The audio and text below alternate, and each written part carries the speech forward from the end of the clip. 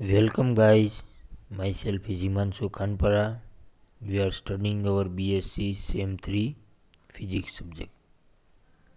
So now we are start our fifth unit, modulation and demodulation.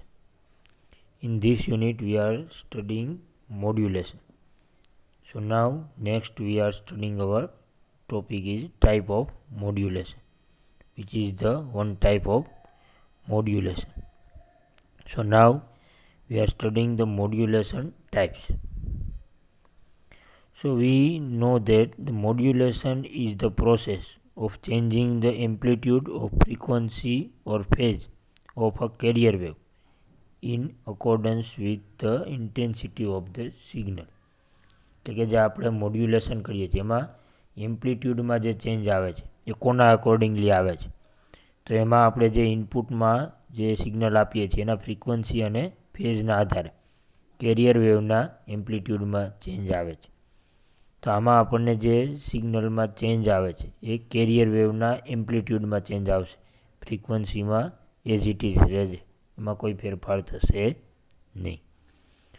તો accordingly there are three basic type of modulation, which is amplitude modulation first, second is frequency modulation, and third is phase modulation.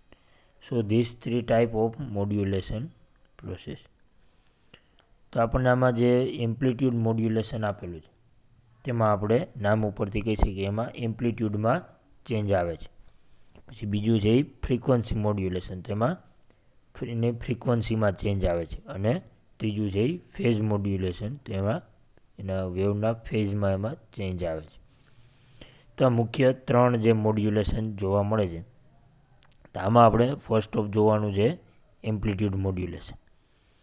તો amplitude modulation કઈ રીતે થાય છે? તો when the amplitude of the high frequency carrier wave is change in accordance with the intensity of signal but the frequency of modulated wave remains the same, it is called the amplitude modulation. એટલે કે amplitude modulation કોને કહેવાય તેની આપણે definition આમાં બતાવેલી છે. તો કે જે હાઈ ફ્રીક્વન્સી આપણે કેરિયર વેવ છે તેમાં જે ચેન્જ આવે છે according to intensity of light signal, means when the microphone apply the signal in modulator, then the frequency changing the amplitude of the carrier wave. So the frequency doesn't change, it's same throughout the time. So the frequency is totally unchanged and amplitude is varying accordingly to input signal.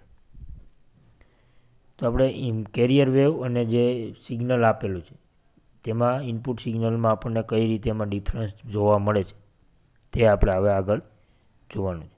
તો આપણને જે carrier વેવમાં signal મળે છે અને જે આપણે ઇનપુટમાં આપણે જે સિગ્નલ આપીએ છીએ તે કેવા હોય, તો કે આપણે ઇનપુટમાં જે સિગ્નલ આપીએ છીએ આ આપણે આકૃતિમાં બતાવેલું છે કે જે ઓડિયો ઇલેક્ટ્રિકલ સિગ્નલ તરીકે પણ ઓળખવામાં આવે છે.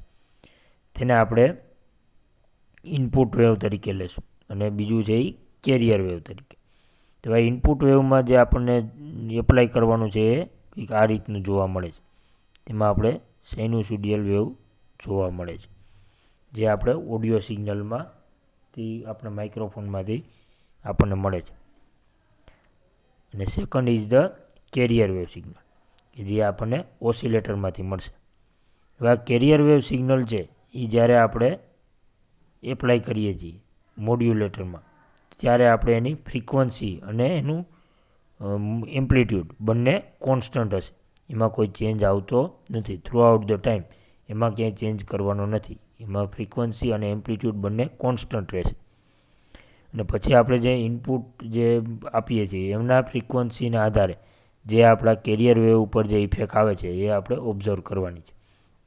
તો આપણને એમાં જે ઓબ્ઝર્વ થાય છે તેમાં આપણને જે આઉટપુટ તરીકે જે વેવ મળે છે તે આપણને ફિગર 3માં બતાવેલું છે.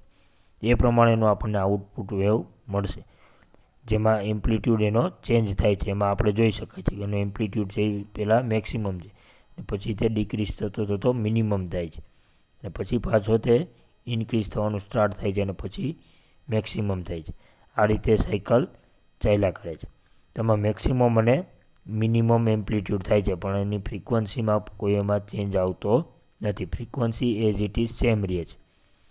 તો એના માટે આપણે જે ફ્રીક્વન્સી જે આપેલી છે એ બધામાં કોન્સ્ટન્ટ આવશે, પરંતુ એના જે એમ્પ્લિટ્યૂડ છે એના એ ચેન્જ આવશે.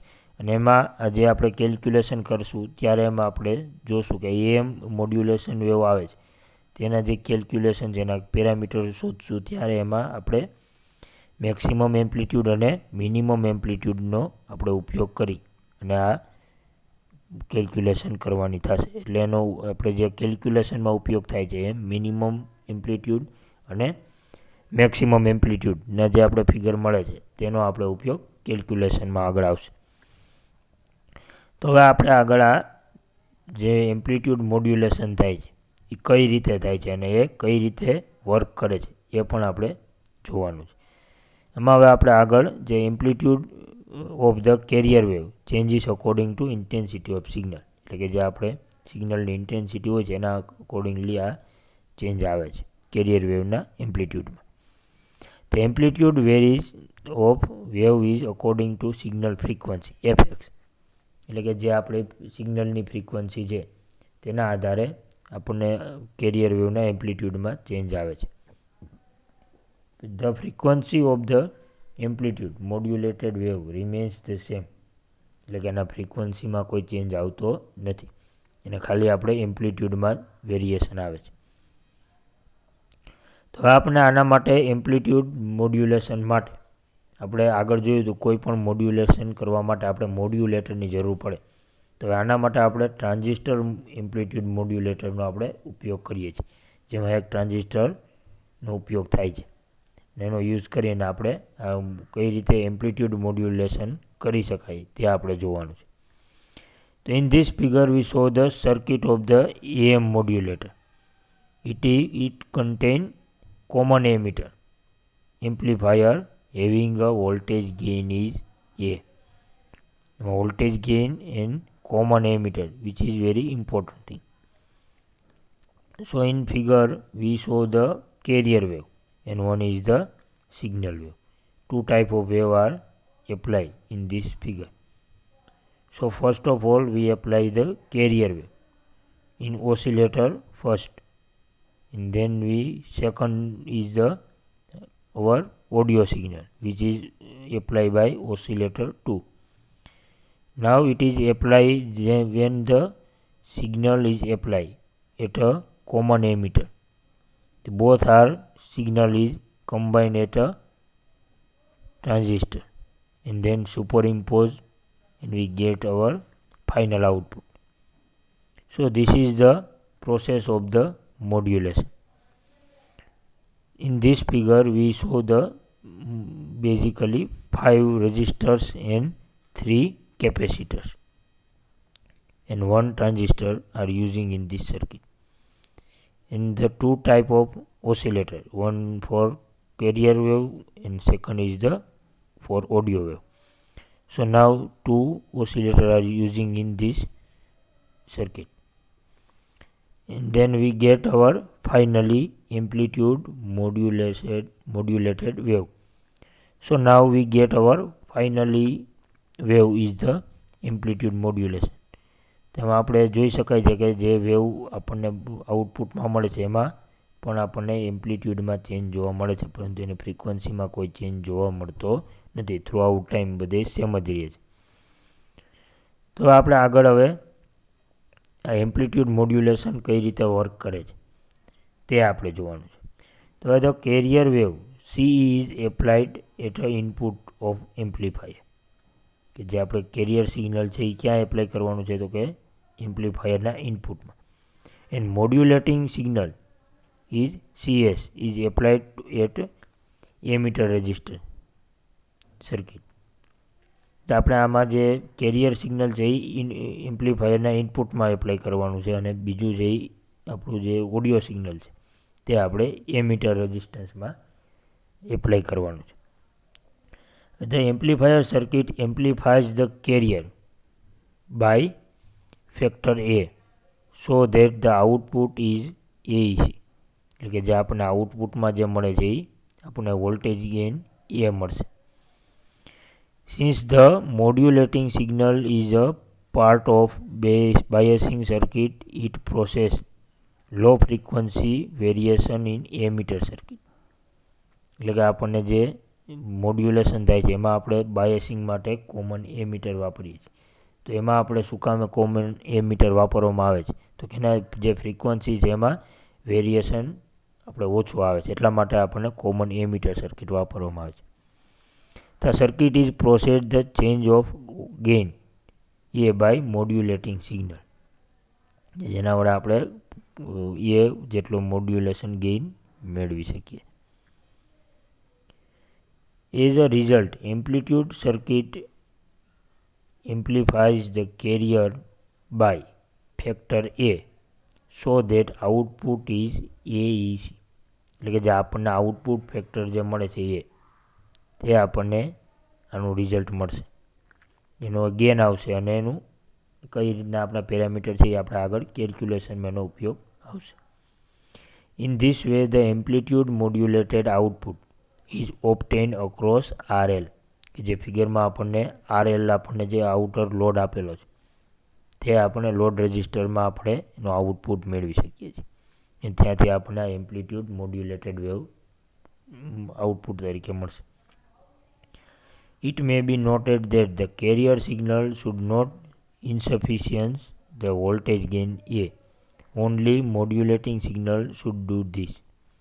એટલે કે જે કેરિયર વેવનું જે સિગ્નલ છે એમાં આપણને આ વોલ્ટેજ ગેઇન છે એ જોવા ના મળે, તે આપણને ખાલી મોડ્યુલેટિંગ સિગ્નલમાં જ આ જોવા મળશે. તો હવે આ એમ્પ્લિટ્યુડ મોડ્યુલેશન છે એની કેટલીક લિમિટેશન પણ છે. તો આપણે આ લિમિટેશનમાં કઈ કઈ લિમિટેશન એની છે તે આપણે સ્ટડી કરવાની. તેમાં ફર્સ્ટ આવશે નોઇઝી રિસેપ્શન, સેકન્ડ છે લો એફિશિયન્સી, થર્ડ છે એ સ્મોલ ઓપરેટિંગ રેન્જ છે, અને ફોર્થ છે એ લેક ઓફ ઓડિયો ક્વોલિટી છે. તેના માટે આપણે આ મુખ્ય 4 આ ડ્રોબેક્સ છે જેના કારણે આપણને આ EM મોડ્યુલેશનમાં વેરિએશન આવી શકે છે, એને આપણને આ પ્રોપર મળતું નથી. તો એવું થાય તો એના માટે આ મુખ્ય 4 આ ડ્રોબેક્સનો આપણે ધ્યાનમાં રાખવાના છે. તો આ નોઇસી રિસેપ્શનમાં આપણે ફર્સ્ટ જોવાનું છે કે એમાં શું થાય છે. તો practically all the neutral and main made noise, practically all the natural and man-made noise consist of electrical amplitude disturbance. એટલે કે જે આપણે નેચરલમાં જે આપણને નોઇઝ ઉત્પન્ન થાય છે, કે આપણે જે નોર્મલ કન્ડિશનમાં યુઝ કરતા હોય ત્યારે આપણને જે નોઇઝ ઉત્પન્ન થાય છે, અથવા તો કોઈ જે માણસો દ્વારા બહારથી આપણને જે નોઇઝ ઉત્પન્ન થાય છે એ આમાં કેન્સલ થતો નથી, તેના કારણે આપણને આમાં ડિસ્ટર્બન્સ ઉત્પન્ન થાય છે. પછી એક બીજું છે કે એના રેડિયો વેવ જ્યારે આપણે રિસીવ થાય છે, એટલે કે radio receiver can not distinguish the noise signal from the desired signal, reception is generally noisy. એટલે કે જે આપણને આ રેડિયો રિસીવર દ્વારા જે આપણે રિસીવ થાય છે સિગ્નલ, તેમાં આપણને જે આ નોઇઝ છે એ અલગ કરી શકતા નથી, અને એના કારણે પણ આમાં આપણને નોઇઝી ઓડિયો સંભળાય છે. એટલે આ EM એમ્પ્લીફાયરમાં આપણને આ થોડોક નોઇઝનો ઇસ્યુ રહે છે, કે જે આપણને કોઈ નેચરલી પણ નોઇઝ એમાં ઉત્પન્ન ક્રિએટ થઈ શકે છે સ્પેસમાં. પછી બીજું છે એમાં જ્યારે માણસો દ્વારા કોઈ નોઇઝ ઉત્પન્ન થઈ ગયો હોય વોઇસમાં, તો પણ એમાં વોઇસ આવે છે, એમાં કેન્સલેશન પ્રોસેસ જેવું આવતું નથી. તો આપણને આમાં એમ્પ્લિટ્યુડ મોડ્યુલેશનમાં આના ડ્રોબેક્સ છે. પછી second is the low efficiency છે. આની આપણને એફિશિયન્સી છે જે એ લો મળે છે. આગળ જોઈએ આ કઈ રીતે એની લો મળે છે. In amplitude modulation useful power is the sideband as they contain the signal, but amplitude modulation has sideband power. Hence, the efficiency of this type of modulation is low. એટલે કે જે આપણને સાઇડબેન્ડનો જે પાવર છે એ આપણને ખૂબ ઓછો મળે છે. આ સ્મોલ સાઇડ પાવરના કારણે આપણને આની જે મોડ્યુલેશનની જે એફિશિયન્સી છે એ ઓછી મળે છે. તો આવું શું કામે થાય છે? તો આ જે પ્રોસેસ થાય છે મોડ્યુલેશનમાં, the original carrier frequency does not change but the process to new frequency FC plus FS અને FC minus FS which are called the side band frequency. આ સાઇડ બેન્ડ ફ્રીક્વન્સીના ચેન્જના કારણે આપણને જેની એફિશિયન્સી છે એ ઓછી મળે. તો આના માટે આપણે આ સાઇડ બેન્ડ ચેન્જના કારણે આપણને આ એએમ મોડ્યુલેશન વેવમાં આપણને આ લો એફિશિયન્સીનો પ્રશ્ન રહે છે. થર્ડ છે એ small operating range. Due to the low efficiency of amplitude modulation transmitters employing this method small operating range are occurs. એટલે કે આપણે એમાં કોઈ વધારે મેસેજ આપણે એપ્લાય કરી શકતા નથી. એની એક લિમિટેશન છે કે એટલું જ એમાં ડેટા આપણે ટ્રાન્સફર કરી શકીએ છીએ. પછી આગળ આવશે લેક ઓફ ઓડિયો ફ્રીક્વન્સી. તેમાં આપણને શું પ્રોબ્લેમ આવે છે તેનું પણ આપણે આમાં જોવાનું છે. તો in order to attain is hi fi reception for all audio frequencies up to 15 kHz must be reproduced, but audio amplified broadcasting stations are used to bandwidth of only 10 kHz. Remember, only 10 kHz to minimize the interference to adjust broadcasting station. એટલે કે જે આમાં વચ્ચે interference થાય છે તેના કારણે આપણે આમાં 10 kHz સુધીની જ ફ્રીક્વન્સી આપણે મોસ્ટ ઓફ બ્રોડકાસ્ટિંગ સ્ટેશનમાં વપરાય છે. બાકી એમાં હાઈફાઈ જે રિસેપ્શન પ્રોસેસ છે એમાં આપણે 15 kHz સુધીની ફ્રીક્વન્સી આપણે એનો યુઝ કરી શકીએ છીએ. પરંતુ બેટર પરફોર્મન્સ માટે આપણે જે બ્રોડકાસ્ટિંગ સ્ટેશન જે આવેલા છે કે જેને આપણે રેડિયો સ્ટેશન પણ કહીએ છીએ, તો તે રેડિયો સ્ટેશનમાં આપણે 10 kHzની ફ્રીક્વન્સીનો મેક્સિમમ યુઝ થાય છે. અને જે છે એ ઇન્ટરફેરન્સ ના થાય એ રીતે મિનિમમ ઇન્ટરફેરન્સ જે થાય એના માટે આપણે જે બ્રોડકાસ્ટિંગ સ્ટેશન છે એના બધાની ફ્રીક્વન્સી છે એ અલગ અલગ સેટ કરેલી હોય છે. એમાં આપણે એફએમ એએમ આવે છે. જે રેડિયોમાં આપણે જોઈએ તો એફએમ અને એએમ બંને ટાઈપના આવે છે. એમાં એએમમાં આપણે આ ટાઈપની ફ્રીક્વન્સીનો ઉપયોગ થાય છે. એએમ અને એફએમ બંને રેડિયો સિગ્નલ માટે જ છે જે આપણે આમાં જોયા છે. એ રીતે એમાં આપણે અલગ અલગ ફ્રીક્વન્સીનો યુઝ થાય છે. This mean that the highest modulating frequency can be 5 kHz which is the hardly sufficient to reproduce the music properly. એટલે કે જે આમાં આપણને બેન્ડ મળે છે 5 kHzનો જે બેન્ડ છે એ આપણને મ્યુઝિક માટે ખૂબ જ ઉપયોગી છે. તો આ 5 kHzથી આપણે નીચે આપણે ફ્રીક્વન્સી રાખવી પડે જેનાથી આપણને મ્યુઝિક છે એ પ્રોપરલી મળે. તો આપણે એએમ મોડ્યુલેશનમાં આપણે જો મ્યુઝિક સાંભળવું હોય તો આપણે 5 kHzથી ફ્રીક્વન્સી લિમિટેશનમાં રહીએ તો આપણે તેનું મોડ્યુલેશન છે એ આપણને પ્રોપરલી મળશે. તો આના માટે આપણે જે ફ્રીક્વન્સીનો યુઝ થાય છે એ કંઈક આ છે. તો એને 5 kHz માટે આપણે જે મ્યુઝિક માટે વપરાય છે એ 5 kHz માટે છે. અને બીજી છે એ આપણે મેક્સિમમ 15 kHz સુધીનો આપણે એમાં ઉપયોગ કરી શકીએ છીએ. તેના માટે આપણે જે આ ફ્રીક્વન્સીનો ઉપયોગ છે તો હવે આના માટે ઘણી બધી લિમિટેશન્સ રહેલી છે. તો એના સોલ્યુશન માટે હવે આપણે શું કરવું? તો આપણે એમ્પ્લિટ્યૂડ મોડ્યુલેશનમાં આપણે ઝાઝા મેસેજ નથી મોકલી શકતા. પછી બીજું છે કે એમાં આપણે એફિશિયન્સી ઓછી આવે છે. પછી એમાં ત્રીજું છે એમાં વચ્ચે વચ્ચે ક્યારેક અવાજનો ડ્રોપ પણ આવી શકે છે. તો આ ઘણા બધા એમાં મુશ્કેલીઓના કારણે આપણે આનું કોઈ બીજું સોલ્યુશન મેળવવું પડે. તો તેના માટે આપણે જો સોલ્યુશનની વાત આવે તો બીજી એક એના માટે 3 આપણી પાસે ઓપ્શન છે. એક તો એમ્પ્લિટ્યૂડ મોડ્યુલેશન કરી શકાય, બીજું છે એ ફ્રીક્વન્સી મોડ્યુલેશન કરી શકાય અને ત્રીજું છે એ ફેઝ મોડ્યુલેશન કરી શકાય.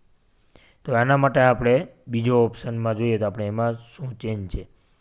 તો એમાં frequency modulation is a second option for a modulation system. So now we are studying our second modulation, which is the frequency modulation. When the frequency of the carrier wave is changed in accordance with the intensity of the signal is called the frequency modulation. એટલે કે જ્યારે આપણે carrier wave છે એ apply થાય ત્યારે એમાં જે change આવે છે એ કેના આધારે આવે છે તો કે એના જે આપણે ઇન્ટેન્સિટી ઓફ ધ સિગ્નલ એટલે કે જે આપણે એપ્લાય કરીએ છીએ વોઇસ ઓડિયો સિગ્નલ અથવા તો વોઇસ સિગ્નલ એને આપણે ફ્રીક્વન્સી મોડ્યુલેશન કહેવાય. હવે જે આ ફ્રીક્વન્સીમાં મોડ્યુલેશન થાય છે એ કોની ફ્રીક્વન્સીમાં મોડ્યુલેશન થાય છે એવું સમજવું પહેલાં ખાસ ઇમ્પોર્ટન્ટ છે. તો જે ચેન્જ થાય છે એ બધી જ વસ્તુ કેરિયર વેવ ઉપર થાય છે. એમાં જે આપણે ઓડિયો સિગ્નલ છે એના ઉપર કોઈ ચેન્જ આવતું નથી. આ ખાસ યાદ રાખવાનું છે. પછી બીજું આપણે જે કેરિયર વેવના ઉપર જે ચેન્જ આવે છે એ શેમાં થાય છે બીજી વસ્તુ એ આવે એના એમ્પ્લિટ્યૂડમાં ચેન્જ થાય છે, એની ફ્રીક્વન્સીમાં ચેન્જ થાય છે કે એના ફેઝમાં ચેન્જ થાય છે. તો કે આમાં આપણે ફ્રીક્વન્સી મોડ્યુલેશનમાં એના ફ્રીક્વન્સીમાં ચેન્જ આવશે. એમ્પ્લિટ્યૂડ અને એનો ફેઝ એ બંને સેમ રહેશે, એમાં કોઈ ચેન્જ આવશે નહીં. તો જેમાં આપણે ઓડિયો સિગ્નલના આપણે ફ્રીક્વન્સીના આધારે એના જે ફ્રીક્વન્સીમાં જે ફેર આવે છે એના એમ્પ્લિટ્યૂડના આધારે એને આપણે frequency modulation કહેશું. The frequency modulation only the frequency of the carrier wave is changed according with the amplitude of the signal. એટલે કે જ્યારે આપણે વોઇસનું જે એમ્પ્લિટ્યૂડ હોય છે, વોઇસના આઉટપુટનું જે આપણને એમ્પ્લિટ્યૂડ મળે છે તેના ફેરફારના આધારે આપણને જે કેરિયર વેવની ફ્રીક્વન્સીમાં જે ચેન્જ આવે છે તેને આપણે ફ્રીક્વન્સી મોડ્યુલેશન કહીએ છીએ. અને એના જે એમ્પ્લિટ્યૂડ જો આપણે વધે તો એની ફ્રીક્વન્સીમાં વધારો થાય છે અને જો એનો એમ્પ્લિટ્યૂડ છે એ નેગેટિવમાં જાય તો એની ફ્રીક્વન્સીમાં ઘટાડો થાય છે. આ રીતે આગળ આપણે જોશું એની ફિગરમાં કે કઈ રીતે એનો ચેન્જ આવે છે. તો amplitude of the modulated wave remains the same. Carrier wave and signal wave એમાં કોઈ ચેન્જ આવતો નથી. તેનો એમ્પ્લિટ્યૂડ છે એ સેમ રહેશે, એમાં કોઈ ફેરફાર થશે નહીં. કેરિયર વેવમાં એ થ્રુ આઉટ ધ ટાઈમ એ સેમ રહેશે. પહેલાંમાં શું હતું એમ્પ્લિટ્યૂડ મોડ્યુલેશનમાં આપણે એમ્પ્લિટ્યૂડના ચેન્જ થતો હતો, frequency throughout time same રહેતી હતી. જ્યારે આ ફ્રીક્વન્સી મોડ્યુલેશનમાં એનાથી ઉલટું છે, એમાં એમ્પ્લિટ્યૂડ છે એ કોન્સ્ટન્ટ રહે છે, એમાં એમ્પ્લિટ્યૂડમાં કોઈ ચેન્જ થતો નથી પરંતુ એના ફ્રીક્વન્સીમાં ચેન્જ આવે છે. તો હવે આપણે આમાં ફ્રીક્વન્સી મોડ્યુલેશનમાં amplitude is throughout time same. So here the frequency variation of the carrier wave depends upon the amplitude of the signal. એટલે પછી હવે આપણે એમ્પ્લિટ્યૂડ છે એ કોન્સ્ટન્ટ થઈ ગયો છે, તો હવે એની આપણે કોઈ ચર્ચાની જરૂર નથી. હવે આપણે જે ચેન્જ આવે છે એ ફ્રીક્વન્સીમાં આવે છે. તો હવે આ ફ્રીક્વન્સી છે એ કોના અકોર્ડિંગલી ચેન્જ થાય છે તો કે જે આપણે સિગ્નલ આપણે ઇનપુટ તરીકે ઓડિયો વેવ જે આપ્યું છે તેના એમ્પ્લિટ્યૂડનું કારણે તેને આ કેરિયર વેવની ફ્રીક્વન્સીમાં ચેન્જ આવશે. જે આપણું ઓડિયો સિગ્નલ આપેલું છે તેમાં રહેલી એમ્પ્લિટ્યૂડના કારણે એમ્પ્લિટ્યૂડમાં જો વધારો અથવા તો ઘટાડો પોઝિટિવ અને નેગેટિવ થાય, આગળ આપણે જોયું હતું સાઇનોસોડિયલ વેવ મળે છે આપણને, તેમાં એક પહેલાં પોઝિટિવમાં જાય છે અને પછી ઓડિયો સિગ્નલ છે એ નેગેટિવમાં આવે છે. તો જ્યારે આપણે પોઝિટિવમાં હોય ત્યારે વધારો થાય અને નેગેટિવમાં હોય તો એમ્પ્લિટ્યૂડ ઘટે.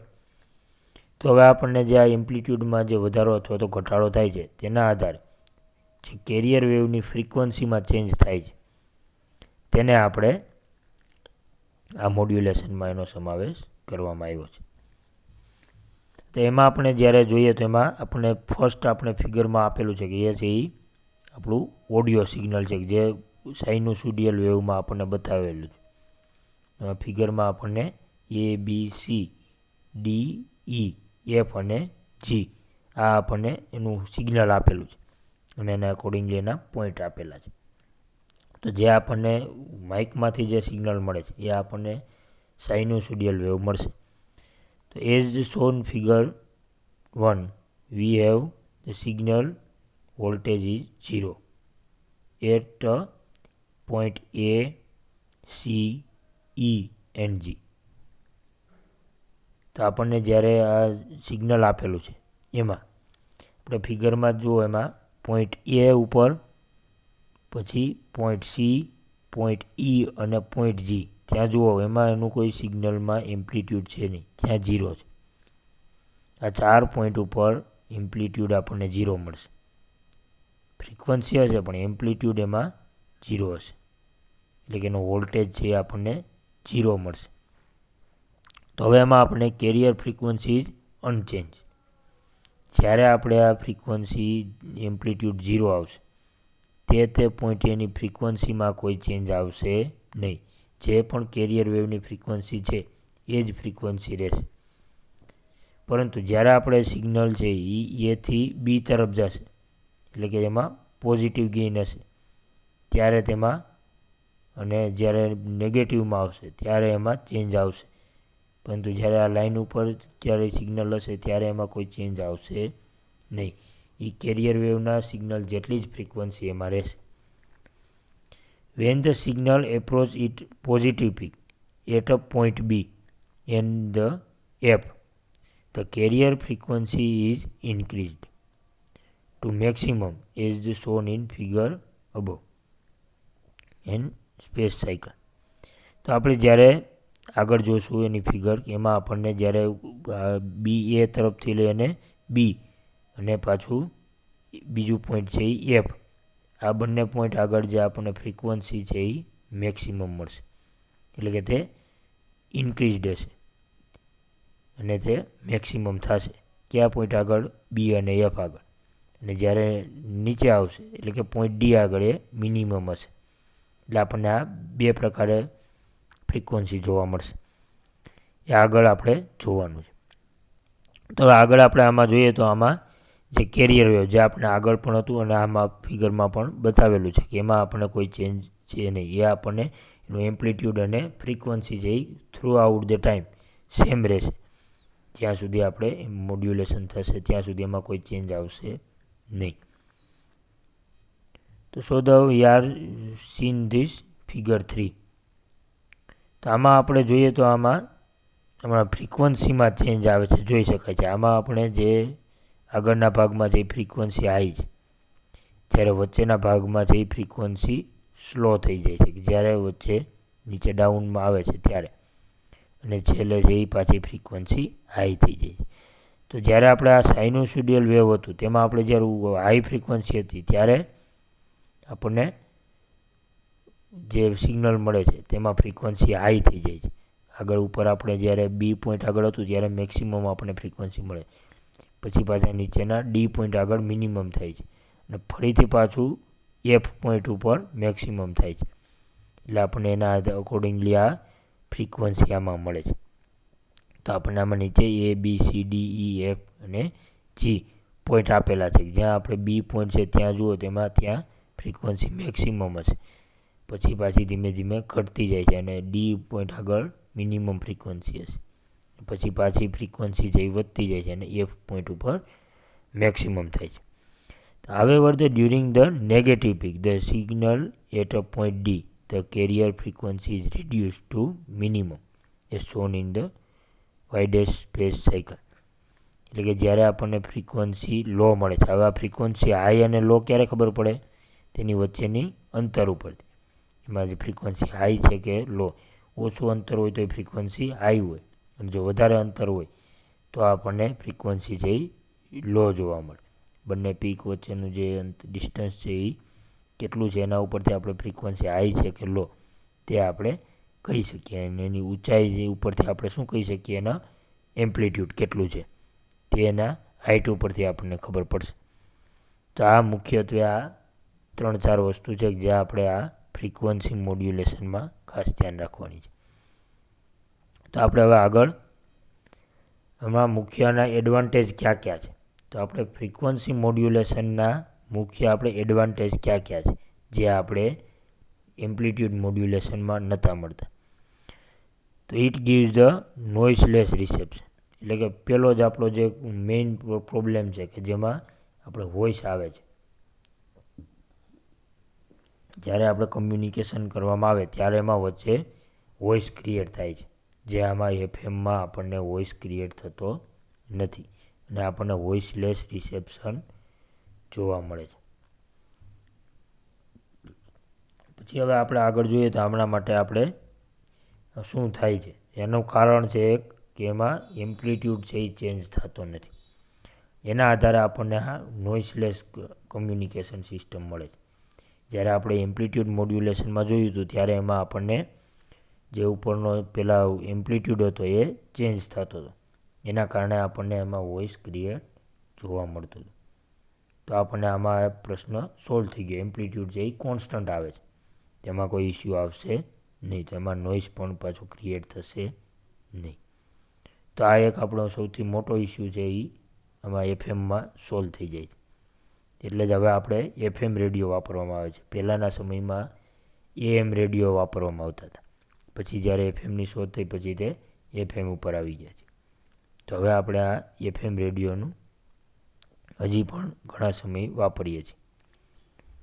પછી બીજું આવશે આપણે તો operating range is quite large, કે જેની એ ઓપરેટિંગ રેન્જ છે એ ખૂબ વધારે છે. ઓમાં આપણે લિમિટેશન હતું કે 10 કિલોહર્ટ્ઝ સુધીની જ આપણે ફ્રિકવન્સી એમાં ટ્રાન્સમિટ કરી શકતા હતા. એનાથી વધારે ફ્રિકવન્સી આપણે ટ્રાન્સમિટ પ્રોપરલી થઈ શકતી નહોતી. એનું મેક્સિમમ માપ છે એ 15 કિલોહર્ટ્ઝ સુધીનું હતું. તો આપણે એનાથી વધારે ફ્રિકવન્સી આપણે ટ્રાન્સમિટ કરી શકીએ નહીં. અને એનો જે બેન્ડ આવે છે મળે છે એ આપણને 5 કિલોહર્ટ્ઝ સુધીનો ફ્રિકવન્સીનો બેન્ડ મળે છે. એટલે કે આપણે 5 કિલોહર્ટ્ઝથી વધારેની ફ્રિકવન્સીનો બેન્ડ આપણે વાપરી શકતા નથી. તો એના માટે આપણે એનો જો બેન્ડ નાનો થઈ જાય તેની આપણે જે એફિશિયન્સી છે એ ઓછી થઈ જાય. અને એના કારણે જે આપણે જે મેસેજ કે આપણે કોઈ સિગ્નલ મોકલવું છે તેની પણ આપણે મર્યાદા લિમિટ આવી જાય કે એનાથી વધારેનું એમાં સિગ્નલ આપણે મોકલી શકાય નહીં. તો એના માટે આપણે મોટા મેસેજ પણ એમાં એકસાથે મોકલી શકાય નહીં. તો આમાં ઘણા બધા ઇસ્યુઓ છે કે જેમાં આપણે એએમ એમ્પ્લીફાયરમાં મોડ્યુલેશનમાં આપણને જોવા મળે છે. જ્યારે આ મોડ્યુલેશનનો જે ક્વેશ્ચન છે એમાં આપણને એફએમ મોડ્યુલેશનમાં આનું સોલ્યુશન મળે છે. અને એના કારણે આપણે એનો દિવસે ને દિવસેનો ઉપયોગ વધતો ગયો અને અત્યારે આપણે એએમ મોડ્યુલેશન ઓછું થઈ ગયું છે. હવે આપણે એફએમ મોડ્યુલેશનનો જ આપણે ઉપયોગ કરીએ છીએ. It is give high accuracy reception, કે આના કારણે આપણે જ્યારે દૂર સુધી આપણે કોઈ ડેટા પહોંચાડવો છે કે આપણે કોઈ વોઇસ સિગ્નલ મોકલવું છે તેની એફિશિયન્સી છે એ થ્રુ આઉટ ધ ટાઈમ એ આપણને ત્યાં સુધી પ્રોપર મળે છે. અને જ્યારે એને આપણે આગળ આપણે અત્યારે આમાં મોડ્યુલેશન કર્યું, હવે આગળ પછી આપણે જ્યારે ડીમોડ્યુલેશનમાં જોશું ત્યારે આપણને ખબર પડશે કે એનું જે ડીમોડ્યુલેશન છે એ પણ ખૂબ સરળતાથી અને સારી રીતે કરી શકાય છે. જ્યારે આપણે એએમમાં કરી શકાતું નહોતું. એટલે કે એમ્પ્લિટ્યૂડ મોડ્યુલેશનમાં જે ડીમોડ્યુલેશનની પ્રોસેસ છે એના દ્વારા જે આપણને વોઇસ ક્રિએટ થતો હતો તે આપણે આમાં ઇસ્યુ આવતો નથી. એનું પણ આમાં આપણે સોલ્યુશન કરી શકાય છે અને ડીમોડ્યુલેશન સમયે આપણે એને વોઇસ છે એ અલગ કરી શકાય છે. તો આ પણ એમાં એક બેનિફિટ છે. પછી આવશે એની efficiency of transmission is very high, એટલે કે આમાં આપણે જો ફ્રિકવન્સી વધારે હોય તેમાં કોઈ ઇસ્યુ રહેતો નથી. પહેલાંમાં આપણે જ્યારે એએમમાં એની મર્યાદા હતી કે આપણે એનાથી વધારે ફ્રિકવન્સી એપ્લાય કરી શકીએ નહીં, જ્યારે આમાં કોઈ એવો ઇસ્યુ છે નહીં. એટલા માટે જ આપણે રૂટીન લાઈફમાં આપણે આ એફએમનો ઉપયોગ વધતો ગયો છે. અને આપણે અત્યારે કારમાં કે ઘરે ઘણી જગ્યાએ આપણે એફએમનો યુઝ કરીએ છીએ. આપણે કારમાં જ્યારે જોવામાં આવે તેમાં આપણે એએમ અને એફએમ અત્યારે બંને આવે છે, પણ આપણે એફએમનો આપણે ઉપયોગ વધારે કરીએ છીએ. અને આપણે બ્રોડકાસ્ટિંગ સ્ટેશનમાં પણ એફએમ સિગ્નલ સૌથી વધારે વપરાય છે, જેમાં આપણે પ્રોપરલી ગમે દૂરના અંતરે પણ અવાજ આપણે ટ્રાન્સમિટ કરી શકીએ છીએ. એ પણ ઓછા પાવર દ્વારા આપણે આ ટ્રાન્સમિશન કરી શકીએ છીએ. જ્યારે એમ્પ્લિટ્યૂડ મોડ્યુલેશનમાં તે આપણે શક્ય નથી. તો એટલા માટે આપણે અત્યારે જે એફએમ વપરાય છે તેનું મુખ્ય કારણ આ પણ એક છે કે જેમાં આપણને જેની ટ્રાન્સમિશનની જે એફિશિયન્સી છે એ આપણને પેલા AM કરતાં વધારે મળશે, એટલે કે એના દૂર સુધી આપણે આ સિગ્નલ છે એ પાસ ઓન કરી શકાય છે. તો મુખ્ય આ 4 એના બેનિફિટ છે જે આપણને AMમાં મળતા નથી. તેમાં 4 ડિસએડવાન્ટેજીસ છે, જ્યારે આમાં 4 આપણને એડવાન્ટેજીસ આ છે. તો હવે આપણે આગળ આ મોડ્યુલેશન આપણે કર્યું, તો હવે આપણે આગળના લેક્ચરમાં આપણે સામેની બાજુ જ્યારે ડિમોડ્યુલેશન થાય છે, ખાલી એક મોડ્યુલેશનથી કમ્યુનિકેશન શક્ય છે નહીં. તેના માટે ડિમોડ્યુલેશન પણ કરવું પડે. આપણે મોડ્યુલેશન કરી અને કેરિયર વેવને પાછું જે એડ કર્યું છે તે એને આપણે ડિમોડ્યુલેશન પ્રોસેસમાં એને દૂર કરવાનું છે. તો આ પ્રોસેસ કઈ રીતે થાય છે અને આ ડિમોડ્યુલેશન પ્રોસેસમાં શું આવે છે તેનો અભ્યાસ આપણે નેક્સ્ટ લેક્ચરમાં કરવાનો છે. તો આપણે અત્યારે જે કેરિયર વેવ એડ કર્યું છે એ આપણે સિમ્પલ આ કેરિયર વેવને આપણે એનાથી અલગ કરવાનું છે અને ફરીથી પાછું આપણે મૂળ જે સિગ્નલ છે એ આપણે મેળવવાનું છે, જેથી આપણે જે પ્રોપર જે વોઇસ છે એ આપણે સાંભળી શકીએ. તેના માટે આપણે નેક્સ્ટ લેક્ચરમાં ડિમોડ્યુલેશન પ્રોસેસ છે તે આપણે શીખશું. ચલો, થેન્ક યુ.